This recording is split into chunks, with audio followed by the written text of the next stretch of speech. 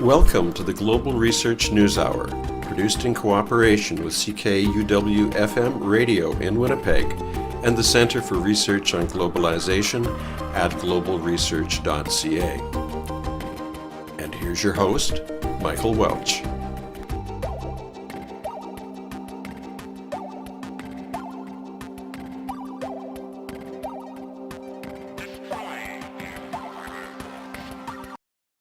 Welcome to the Global Research News Hour. My name is Michael Welch.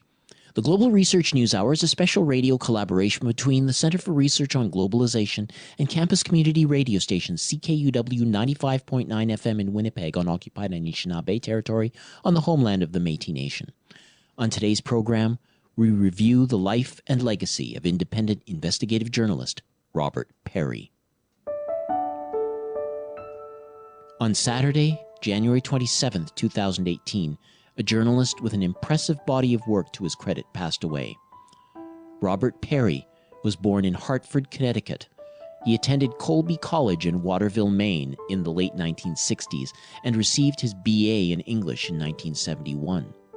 He had joined the Associated Press in 1974 and moved to the Washington, D.C. Bureau 3 years later. He's probably best known for his work along with colleague Brian Barger, exposing the selling of arms to revolutionary forces in Iran and the directing of the profits to the Contra rebels in Nicaragua, a scheme which would come to be known as the Iran-Contra affair. It was Robert Parry who managed to unlock a trove of documents that conclusively proved that the Reagan campaign had interfered with the negotiations to free American hostages in 1980. Parry had commented that he was scorned for pursuing stories that went against the grain of official Washington, compromising a very promising career in mainstream journalism to pursue his calling as an investigative journalist in the truest sense of that term. He ended up founding an online site called consortiumnews.com in 1995, where he would continue digging deeper on Iran-Contra and the misdemeanors of the Reagan-Bush era. Robert Parry's work on Iran-Contra had made him a finalist for the 1985 Pulitzer Prize for National Reporting and earned him the George Polk Award for National Reporting in 1984. 2 decades later, he would receive the I.F. Stone Medal for Journalistic Independence by Harvard's Nieman Foundation for Journalism, an award named after one of his early influences. In June of last year, Parry received the Martha Gellhorn Prize for Journalism, named after the fearless war correspondent. This award goes to a journalist whose work has penetrated the established version of events and told an unpalatable truth, a truth validated by powerful facts that expose what Martha Gellhorn called official drivel. The legendary investigative journalist and filmmaker John Pilger had presented the award to Parry in London last year. The Global Research News Hour asked him to offer his thoughts about Parry's body of work and legacy. John Pilger, what does Mr. Parry's death mean for the future of investigative journalism? Well, it's a huge loss because Bob Parry was, as Seymour Hersh described him, a trailblazer for independent journalism. But Hersh also added he was a trailblazer who, by blazing trails, burned bridges with the media establishment from which I suppose he came. He'd worked for the Associated Press, Newsweek, and so on. But Bob Parry tackled that head on and established really as a pioneer in, I think, 95 or 96, well over 20 years ago, a website called the Consortium News. Consortium News has since distinguished itself as a source of independent news, of factual news, of analysis, much of it run by Bob himself, by his sons in the beginning, and now it's been taken over by his son, Matt Parry. But that was almost a shining example of this independent journalism, which is almost now by definition excluded from the mainstream, having a place to go, having a home, and Bob provided that home. His own example was extraordinary. He was largely responsible for revealing the Iran-Contra scandal. He was responsible for revealing the so-called October surprise that provided a great deal of evidence that the Reagan campaign had conspired with Iran to hold the release of U.S. hostages until after the U.S. election, and so not give then President Carter any electoral advantage. He exposed President Nixon's secret deal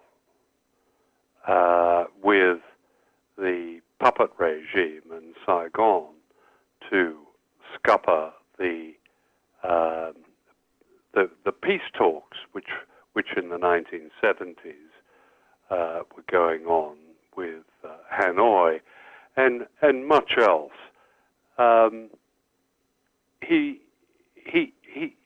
So his own example as a journalist who challenged government and its vested interests, who questioned, who was skeptical always about power, and especially unaccountable power. His own example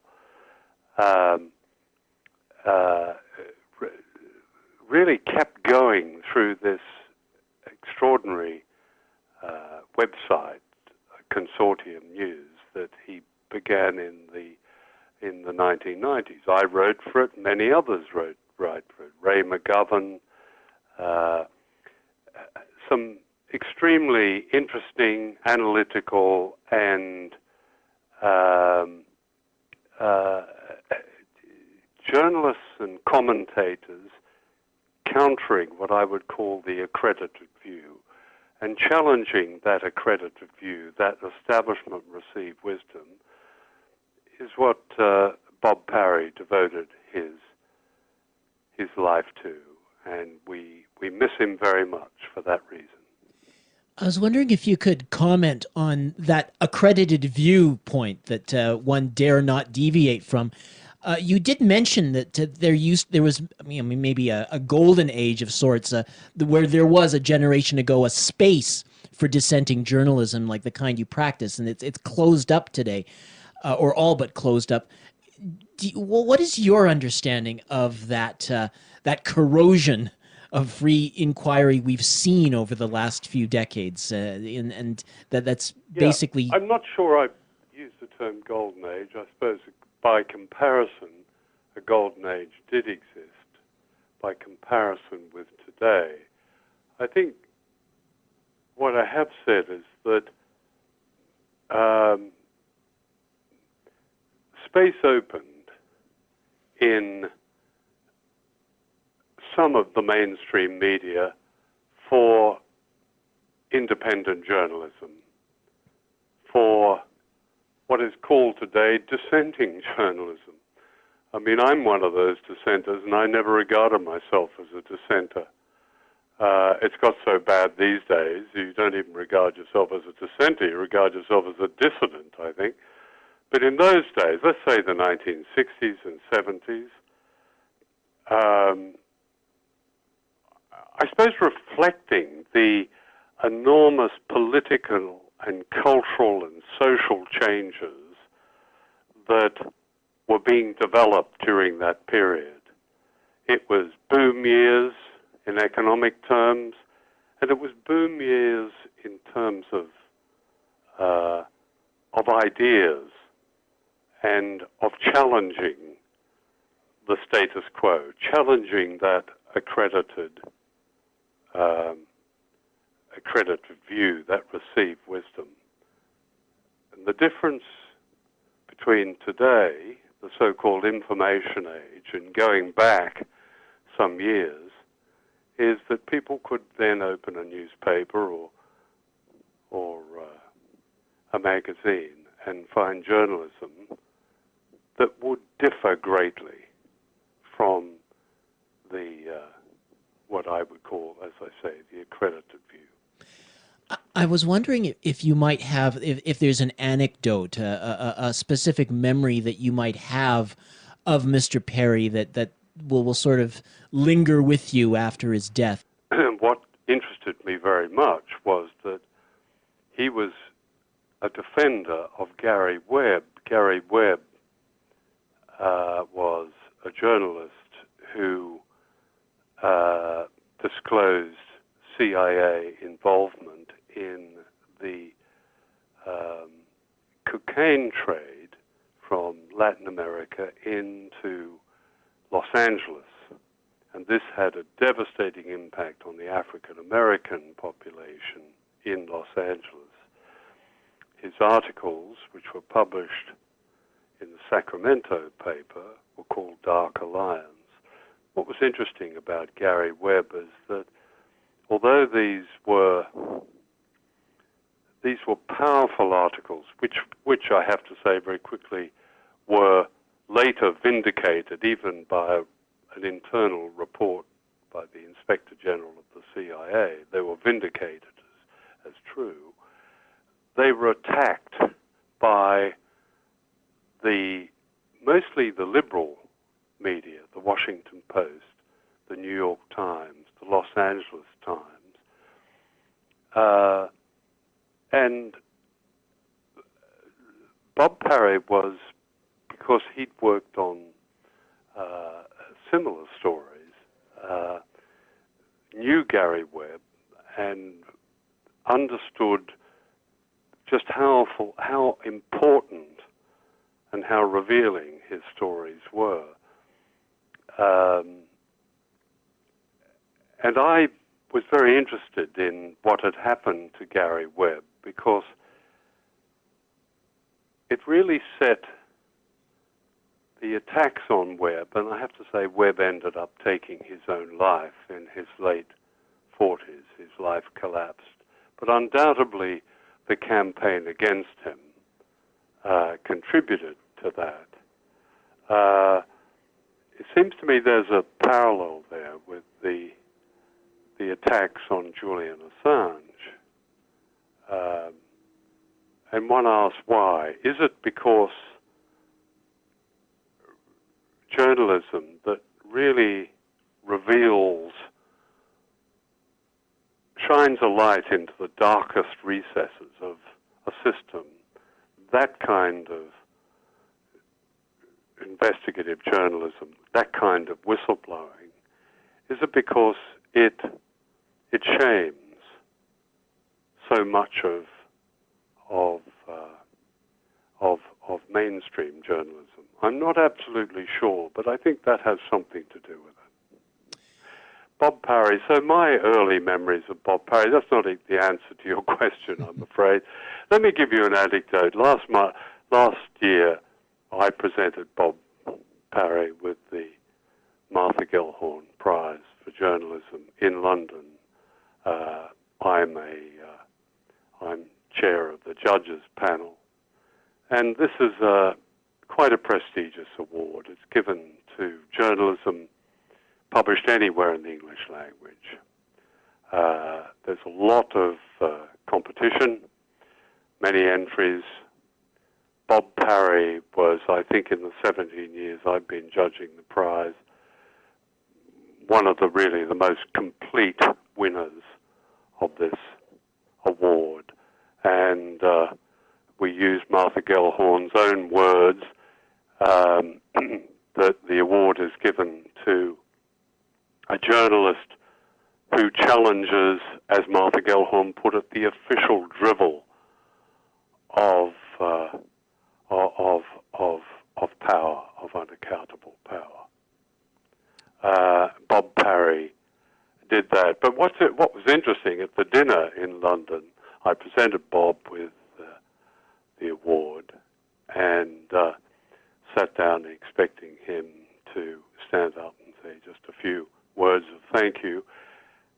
And he instead gave us what must have been, I suppose, 50 minutes of the most spellbinding analysis of American politics and American exceptionalism going right back to Jefferson and beyond. I hadn't heard this from a journalist. I hadn't heard it at all from a journalist spoken in this way, so articulate, so fluent, so powerful, all spoken off the cuff. It was an extraordinary, it's wrong to say performance, it was so erudite and so eloquent that it really told us that this was a very special journalist. That was investigative journalist and filmmaker John Pilger.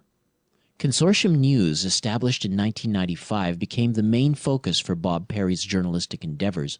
The alternative news outlet broke ground on a range of stories which mainstream media would not touch, ranging from the Reagan campaign's interference with President Carter's negotiations for the release of hostages in Iran, to dissenting views on the case for war with Iraq in 2003, and more currently, the documentation of U.S. involvement in a coup in Ukraine in 2014, the deconstruction of the argument of Syrian President Assad's use of chemical weapons on his own people, and the debunking of the claim of evidence of Russian interference in the 2016 presidential election.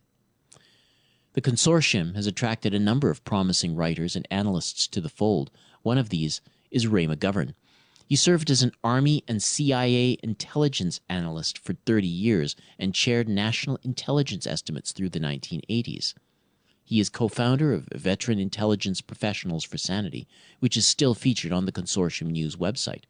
A past guest of the Global Research News Hour, Ray spoke about his remembrances of Robert Parry and the legacy he left behind.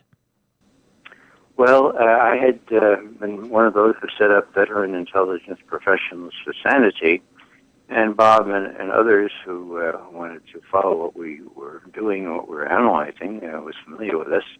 I met him at a birthday celebration for Dave McMichael, an old sturdy hand at this, and Bob said, I'd really like to write for Consortium News. And just at about that time, I had stopped writing for TomPaine.com and for TruthOut.com, so it was real natural. And Bob says, we pay our writers. I said, oh, you do? That was something about Bob. He was very, very insistent that if you write original stuff, you should be paid for it. Hasten to add, it wasn't very much, but it's a token of how Bob felt writers should be treated. Your understanding of his, in terms of his journalistic approach and the kind of pushback he seemed to be getting from not just the official political circles, but also from fellow journalists. Did he guide you in any way in terms of how to confront that? Being sort of on the outside there at Consortium News. Well, Bob was. He was really hurt. I mean, he was kind of first appalled, and then he was appalled at what had happened to his profession. He loved the profession of journalism. He was really good at it.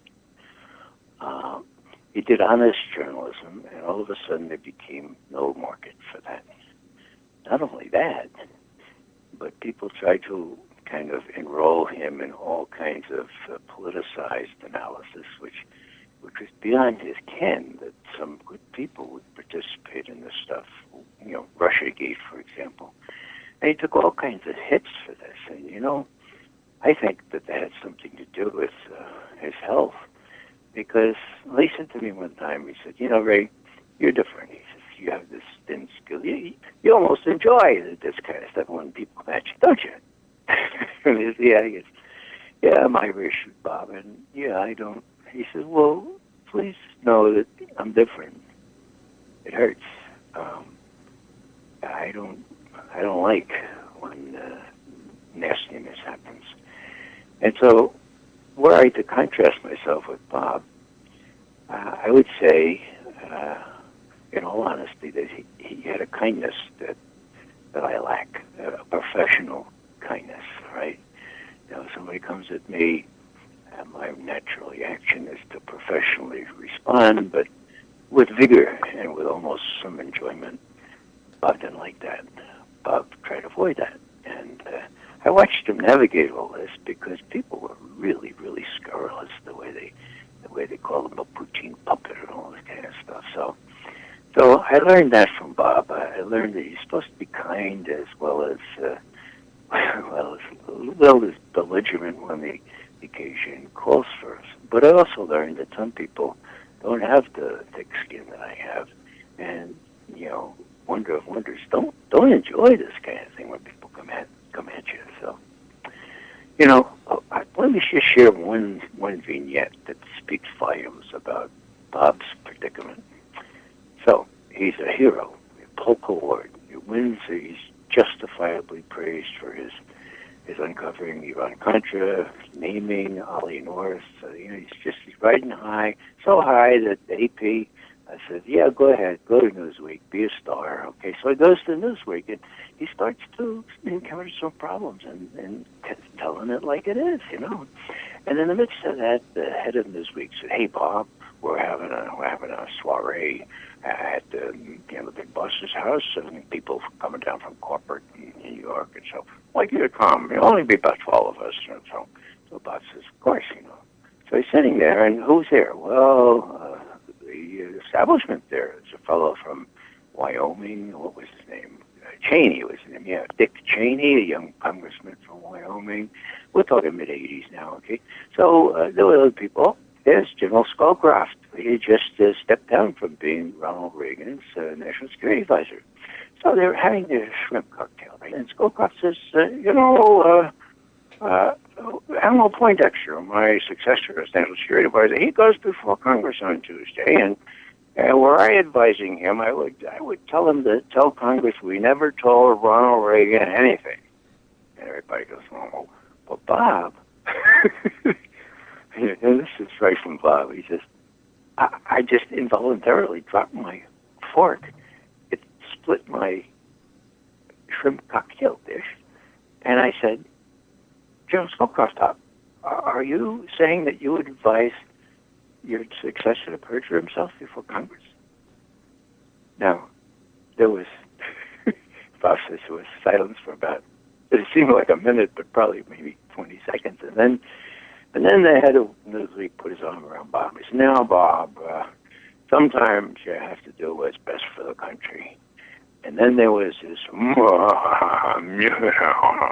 gentlemanly, they were all men anyway, gentlemanly laughter. We know what's best for the country, Bob. You're new down here, but you'll learn. Well, Bob never learned that part of the business, all right? Bob couldn't tolerate it. It was soon thereafter that he set up his own website, the longest that we know of, the longest lasting and the earliest website for investigative reporting. And one of the luckiest things in my life was to run into Bob and have him recruit me to write and to learn the journalist trade from him, because intelligence analysts, they have to make judgments on the basis of incomplete evidence, sometimes just one source. Bob wouldn't allow that, and Bob taught me a lot of other things about the craft of journalism, for which I'm very grateful. Okay, Ray, I wanted to ask you one more question. I know that Bob Parry is probably most famous for his Iran-Contra stories. Is there anything he's done since the founding of this independent news site, Consortium News, that you think is equally noteworthy, if underappreciated? Sure. There are certain key junctures which change history. Now, in the election of 1968, it was down to the wire, Nixon against Humphrey. LBJ had decided he didn't want to run. He was tired of this Vietnam stuff. Okay, now what happens? Well, to his credit, and to the credit of Humphrey and the others, they get the North Vietnamese to agree to come to Paris. They're going to talk about things. There's, talk about a bombing wall and all this stuff. And they're about to do that about a week before the election. And guess what? They say, no, we're not going to do it. Now, guess what happens? The next day, J. Edgar Hoover appears in LBJ's office. And he says, Mr. President, I don't know how to tell you this, but the South Vietnamese people are talking to Nixon folks, and the Nixon folks have told them, don't come to Paris. Don't come to Paris. We don't want Humphrey to win. It looked like progress in Vietnam. You put off coming to Paris, and we'll give you a better deal. And so they did. Okay, now. So, LBJ said, how do you know that? J. Edgar Hoover says, wiretaps. We got them down to, we got chapter and verse how this is done. And it works. So there's going to be no progress on Vietnam before the election. And this will have an effect on Humphrey. Now, this is 2 days before the election. What does LBJ do? He doesn't give a rat's patootie about whether Humphrey wins or not. He convenes his wise men, Clark Clifford, the establishment, and they say, well, now, if you reveal this and Nixon wins anyway, you'll be impeding the President of the United States from doing his job, so maybe you ought to just be quiet about it. And they were quiet about it, and Nixon won. Now, how did Bob find out about that? Well, they had a tip, and the tip was go down into the LBJ library, will you, and ask for the Rostow envelope. So Bob does. He goes down and talks to the custodian there. He says, okay, give me, please, I'd like to have the Rostow envelope. Guy looks at him. He says, what do you do about that? He says, just give me the Rostow envelope. So the guy gives it to him. He says, but it's not supposed to be released for 50 years. Bob said, come on. So he gives it. It's right there. It's all in Rostow's papers, okay? It's right there, the whole business about how the FBI learned about this, how LBJ didn't give a rat's patootie, and how nothing was done before the election. Now, here's a little sidebar. There's ample evidence that when Nixon was raiding Brookings Institution, almost, and other places, what was he looking for? He was looking for that envelope. Now, that's not a conclusive thing. We don't have wiretaps or anything about that. But when you try to figure out why Nixon was so eager to break into Ellsberg psychiatrist's office, or the plan to break into Brookings and steal something, well, that's what they were after. They knew that there was something left behind. They didn't know exactly what it was, but they knew that it would discredit them from the get-go. So that's a big find. Now, so Bob publishes that on consortiumnews.com. You don't hear anything in mainstream media. And then 6 months later, some guy picks it up as if it's his own, right? And he says, oh, here's a revelation. And some woman picks it up, So he was never out for credit, but he was out for attention. He wanted people to read this major finding. Well, they are now, but nobody knows that it was Bob Parry's paperwork that dug this out. And he was so good at digging. He dug where other people didn't. And, investigative reporter, intelligence analyst, that's what we all do. And when you get documents, that's what we lust after, for God's sake, documentary evidence. So people held Bob in the highest esteem. And those people include people like Cy Hirsch, people like Dan Ellsberg, people who know which end is up in the journalism world. And they're crushed now to have to do all this stuff without Bob. Because the thing about Bob, he did it 2 or 3 times a week. Cy Hirsch, preeminent investigative reporter, as good as Bob Parry in his own way, couldn't get anything published in English.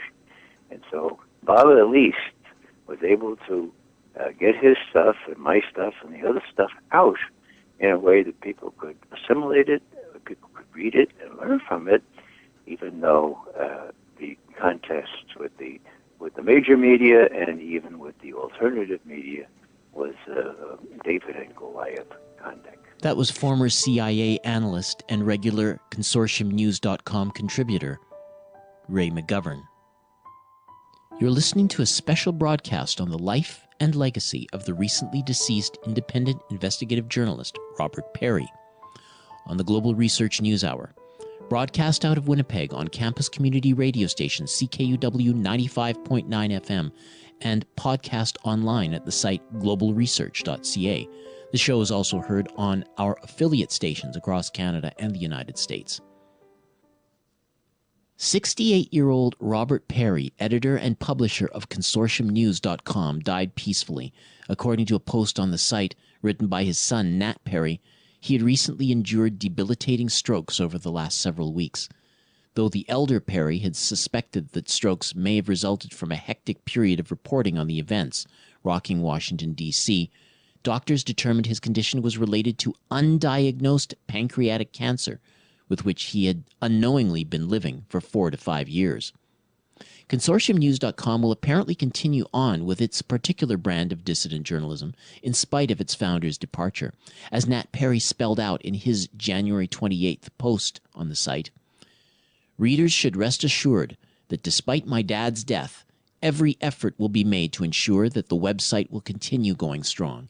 Indeed, I think that everyone involved with this project wants to uphold the same commitment to truth-telling without fear or favor that inspired Bob and his heroes like George Seldes, I.F. Stone, and Thomas Paine. The Global Research News Hour reached out to Nat Parry to comment on his famous father and the unique qualities he exemplified in life.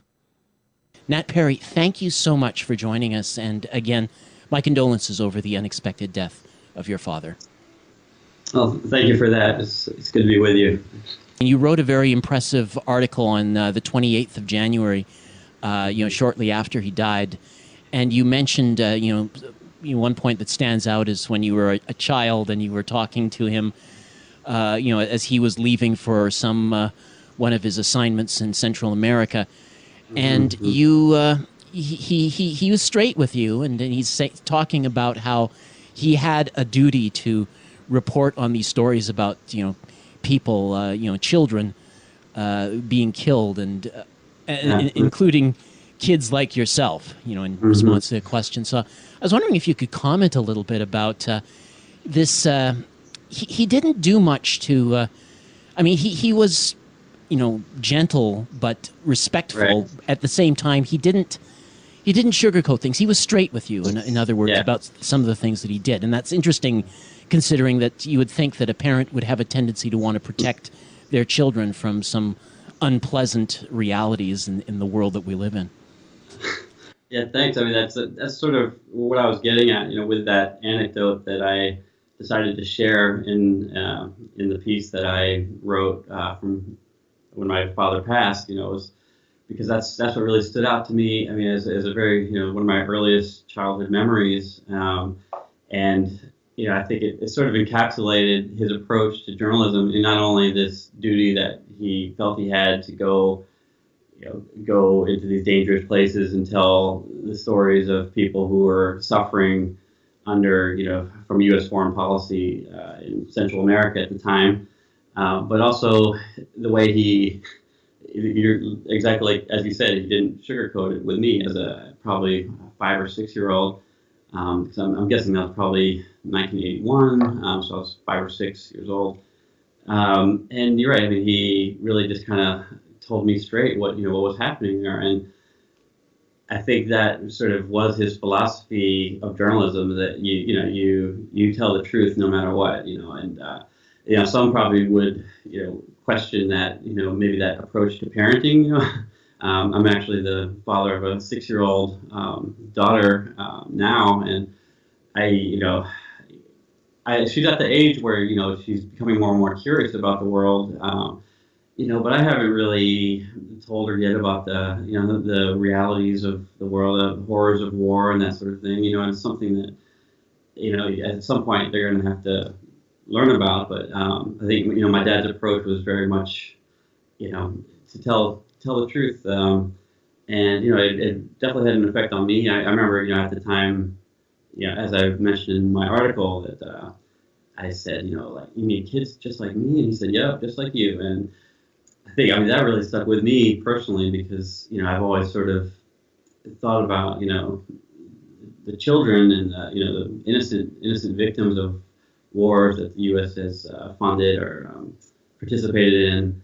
And that's what you really should keep in mind when we're talking about these conflicts and these policies, that it's real people being affected, and it's children we're talking about, mothers, and so yeah, that really was his approach to it. I mean, he was definitely affected. He'd come back.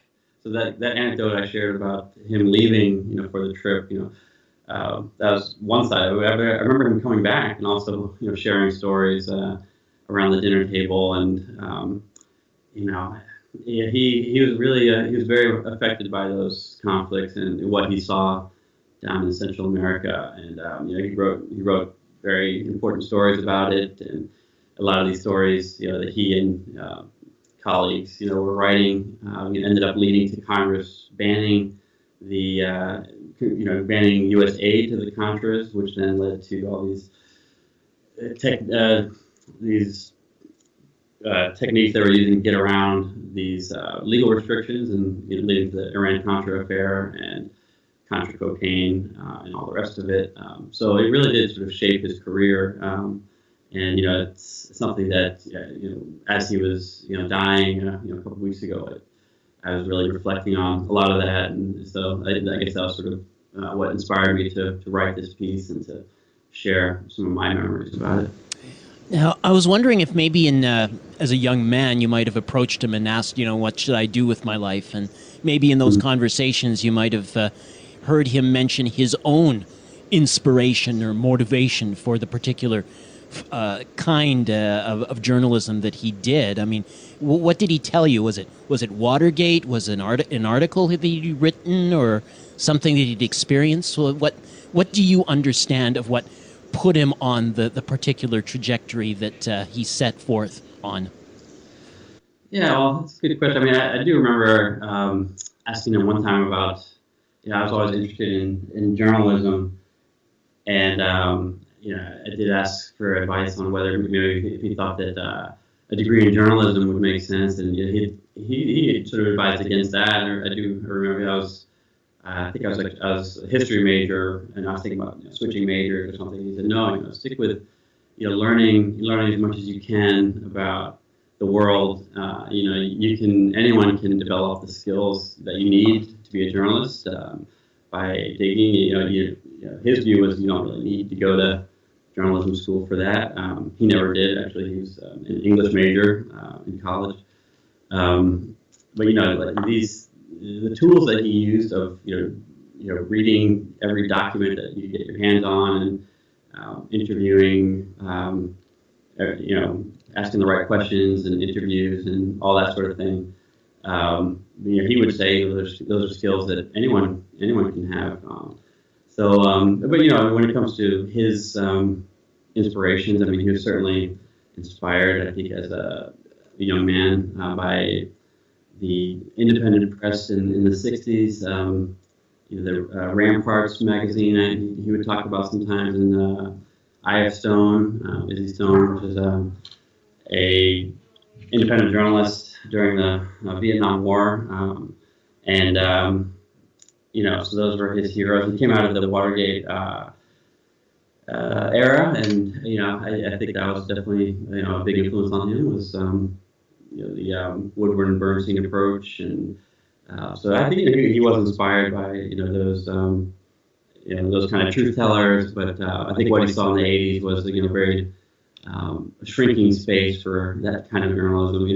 That it just over the years through the 80s especially, it just became more and more restricted in what you could report, and leading eventually to him founding this independent website, the consortiumnews.com. He'd actually participated in a PBS documentary for Frontline, a PBS Frontline series that seemed to mark a bit of a departure. Accepting this assignment that's when he seemed to be first at odds with sort of the mainstream journalistic fraternity.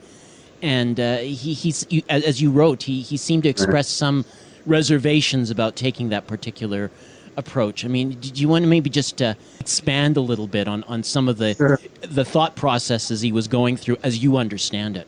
Yeah, he kept pursuing these stories from the 80s and the Iran-Contra stories, and a lot of, as time went on, especially after the Iran-Contra hearings had ended, I think it was the consensus was, okay, that's over and done with, time to move on. And especially when Bill Clinton came in, there was a sort of a new era in Washington, like sort of basically wanting to move on from those years, and I guess that was about the time that he got this assignment from PBS Frontline, and he never really, as far as I understand, when it came to this story, he was investigating the October Surprise mystery, which is related to the Reagan campaign's efforts in 1980 to undercut President Carter's negotiations to free the 52 American hostages that are being held in Tehran. And this is a rumor that had been going around for years, and he was assigned to investigate it. And as far as I know, I mean, his approach was always, he was never a conspiracy theorist who believed that it happened. He was doing his job and interviewing all the relevant people and trying to determine these the timeline, because all the Reagan people had alibis basically where they were claiming that they weren't where they would have. There was a meeting that allegedly was happening in Paris. And so they basically was checking out alibis and trying to piece this together. There's a mystery, basically, And I guess it was really at that time when he was working on this that a lot of his colleagues started, they would tell him basically that his reputation in Washington was suffering because he was working on the story and he was being seen increasingly as a conspiracy theorist. Which I think is a label that he had to live with for a long time, and so I guess it sort of went from there. And if I remember, so that was probably, I think, his last real job in the mainstream media. Like then he worked for a while at the Nation magazine and some different progressive magazines, and then eventually decided to start his own project, which he had a magazine for a while, as well as a newsletter and a website. So it was a real sort of multimedia project. There was another journalist who followed up on your father's reporting on the Contra-cocaine networking scandal, the Gary Webb, and that was a very tragic story because not only did he find the journalistic community, including his own reporter at San Jose Mercury Press, turning on him, but he ultimately ended up dying by suicide in 2004. Your father dealt with Gary Webb. I mean, he communicated to him during those trying times. What are your recollections of those interactions? How did they affect your dad?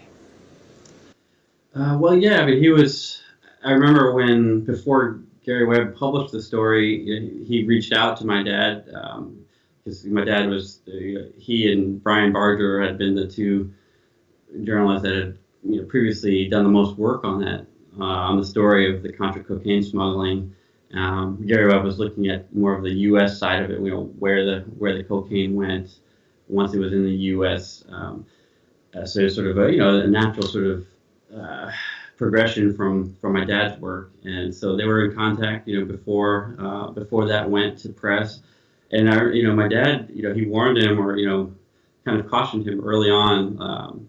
This is a very dangerous story, and he asked him how his relationship was with his editors. And Gary thought, he said, "Oh, they'll support me." His impression was that they had his back the whole way and everything. But of course, once the big media decided to pile on and try to poke holes in the story, eventually editor of San Jose Mercury News, Jerry Sipos, kind of threw him under the bus and retracted the story, issued a mea culpa, and Gary's life was never the same. So it was they were in close contact, and I think my dad sympathized with him very much because he had experienced had similar experiences with colleagues and editors in the 80s, and so he felt some affinity with him, but also a great appreciation for what Gary Webb did. I mean, the CIA ended up doing their own internal investigation, and they issued their own report, which confirmed most of the basic allegations that these Contras were involved in drug trafficking, and that the Reagan administration and the CIA looked the other way. So actually, because of all of following all that, my dad decided to launch a award named in Gary Webb's honor. Which there have been two recipients, my brother, who helped set up the Consortium News website, and Oliver Stone was the second recipient, which I believe he got the award last year at an event in Washington. Now, you mentioned the term conspiracy theorist and how that was a term that dogged your father. I imagine when we come into the current era with the Ukraine situation, the right-wing push, as he reported on it, and a lot of the stories there, the questioning of the chemical gas attack in Syria as having been by President Assad, Russiagate, all of these sorts of stories probably didn't help in terms of that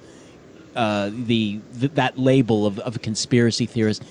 Did that wash off your father's back? Had he long ago kind of given up on that, or was it an ongoing concern for him, not just professionally as a journalist trying to do his job, but personally? It's a good question. I think it's a bit tricky.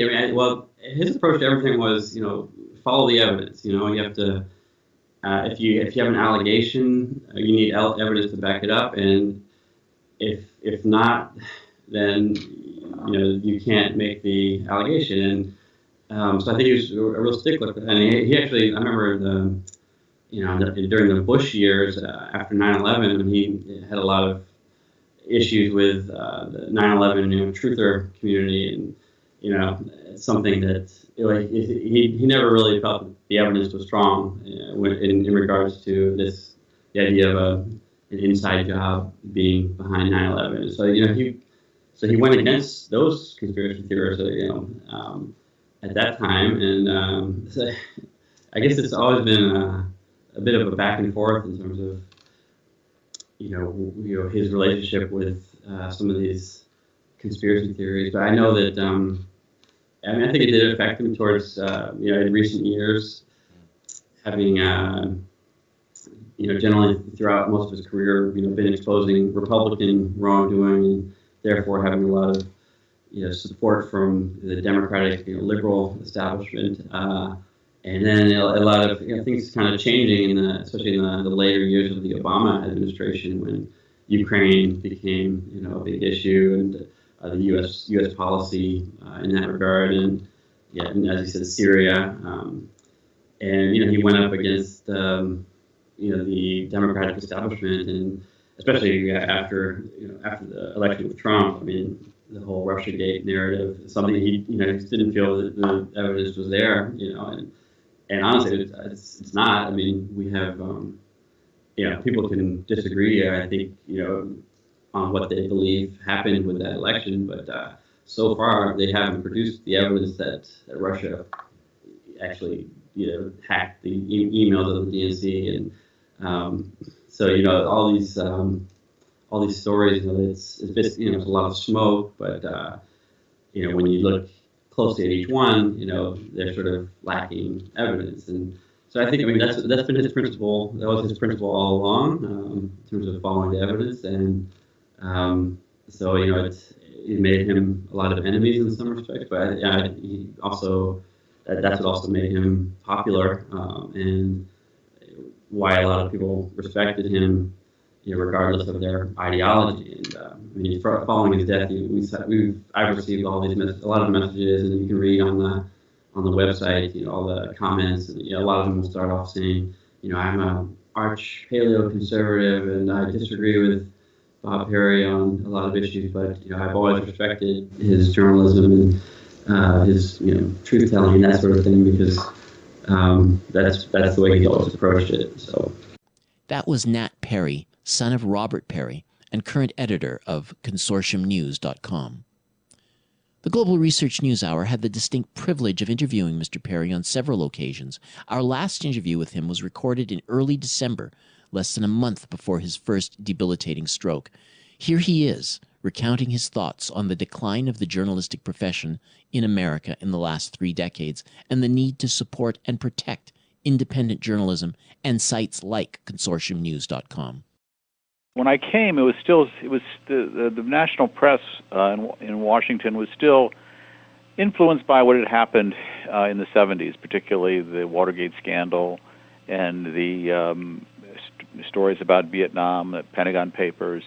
So there was a real skepticism that many mainstream journalists brought to what they were hearing from the U.S. government, and that was sort of a healthy thing. I mean, there were obviously cases where it went overboard, and other times when there wasn't enough skepticism. But there was more of that mix back then. As we got through the 1980s, the Reagan administration was very aggressive in trying to put this more independent press back in line.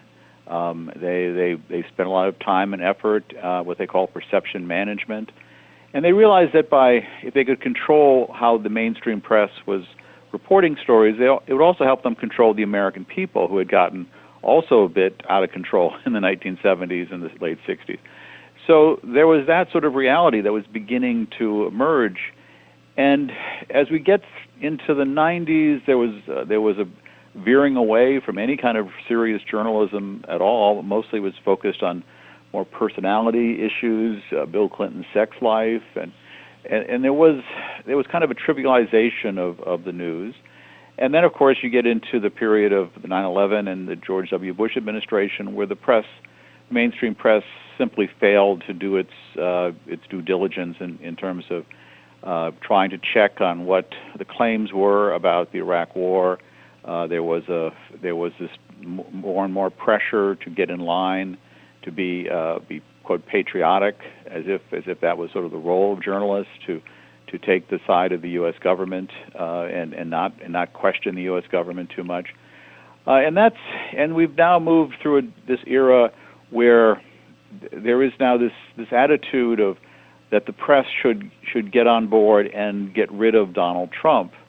It seems as if we have so many choices, and including the internet, that there seems to have been a shrinking in terms of the areas of allowable investigation or news that, as the New York Times masthead would say, is fit to print.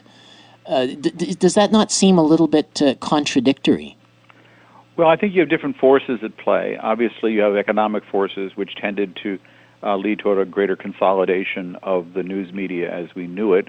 So you had, in many cases, the number of family newspapers and various somewhat alternative views, even if they weren't as ideological perhaps, but they were more idiosyncratic. You had different families running different papers, and some had different points of view. That was pretty much wiped out as the corporatization of the press went forward. But you did have, on the other hand, you had some more first cable outlets appearing, and then you also have the emergence of the internet. And as I was sort of finding it harder and harder to operate within the confines of the mainstream press in the 90s, that's when the internet sort of became available to us. There was the ability of the American people and the world public to access more and more diverse opinion, and now we're seeing a real pushback against that. And I think one of the darkest elements of the RussiaGate brouhaha has been that a side of that has been to use that as an excuse to begin to silence the independence of the Internet. Starting almost a year ago, when there was a front page story in the Washington Post based on an anonymous group called Prop or Not, and this group decided that they were going to pick 200 Internet sites, including Consortium News, which they would just deem Russian propaganda. And I guess the reason we fell into that was that we had been skeptical about a number of claims or narratives coming out of the State Department. And that includes things like back in the 2000s of the Iraq War. We were skeptical of that. But we were also skeptical of some of the claims being made by Obama's State Department, and how they were presenting the Syrian conflict, for instance, how they were presenting the Ukraine conflict. And what we were pushing for was a more thorough, objective, multi-sided view of those conflicts, not the Johnny One-Note approach that the State Department was trying to take. But because of that, we were lumped in these 200 sites that were deemed propaganda. The Washington Post runs this on the front page. The group is anonymous. They don't have to identify themselves, this Prop or Not group. And that was sort of a marker of where we were headed. And since then, there was more and more pressure on Google and Facebook to begin to de-rank, as they would put it, or isolate, marginalize Internet sites, no matter how good they were, no matter how serious their journalism was. But if they were going in a different direction from what the New York Times was saying was true, or the Washington Post was saying was true, there's been a determination to try to silence that, to shut it down. In journalism, we used to pride ourselves in presenting both sides of the story. That was what I learned in journalism. You always want to present both sides of a story, and maybe multiple sides of a story, because that way the American people are given the choices. They can decide if they want to agree with this or that. That's the idea of democracy. It's the idea of the Enlightenment.